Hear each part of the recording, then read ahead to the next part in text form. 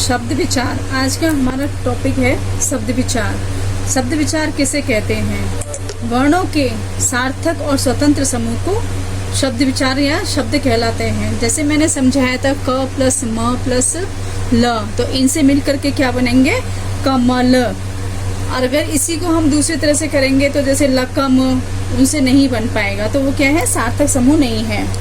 तो जो शब्द विचार है उसको चार भागों में बांटा गया है। मैंने आपको रेखा चित्र के द्वारा समझाया था जब। तो पहला है स्रोत या उत्पत्ति के आधार पर, दूसरा है रचना के आधार पर, तीसरा है प्रयोग के आधार पर, और चौथा है अर्थ के आधार पर। अब इनमें से मैंने फिर आपको बोर्ड पे समझाया था एक एक करके, जो स्रोत या उत्पत्ति के आधार पर है, ये था आपके चार भागों में बटा हुआ था।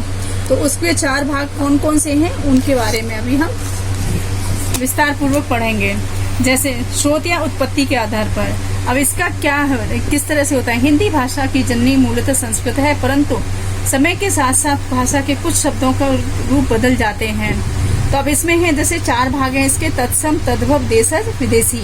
तो तत्सम शब्द हैं जो शब्द संस्कृत भाषा से ज्यों के त्यों हिंदी भाषा में आए हैं और प्रयोग में आने लगे हैं, वे तत्सम शब्द कहलाते हैं। जैसे धर्म, दुग्ध, वधु, ग्राम आदि। तद्भव शब्द है दूसरा नंबर, वे शब्द जो संस्कृत शब्दों के बदलकर बने हैं और हिंदी भाषा में प्रचलित हुए हैं, उन्हें तद्भव शब्द कहते हैं। जैसे काम, कर्म का काम, दुग्ध का दूध, वधु का बहू, ग्राम का गांव आदि ऐसे ही शब्द हैं। इसके बाद में है देशज शब्द। हमारे देश में अनेक भाषाएं और बोलियां बोली जाती हैं।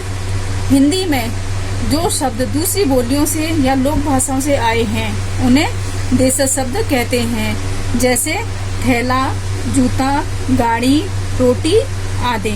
इसके बाद में है विदेशी शब्द। विदेशी शब्द जो होते हैं जो दूसरे विदेशों की भाषा से हमारी हिंदी भाषा में शामिल हुए हैं। जैसे हिंदी में अनेक शब्द उर्दू, अंग्रेजी, अरबी, पुर्तगाली आदि भाषाओं से अनेक शब्द आए हैं। इनके उदाहरण इस प्रकार हैं, जैसे मोटर, टेलीफोन, रेडियो आदि। इसके बाद में है तत्सम और तद्भव शब्द। इनके बारे में मैंने आपको जैसे मैं थोड़ा सा बता देती हूँ।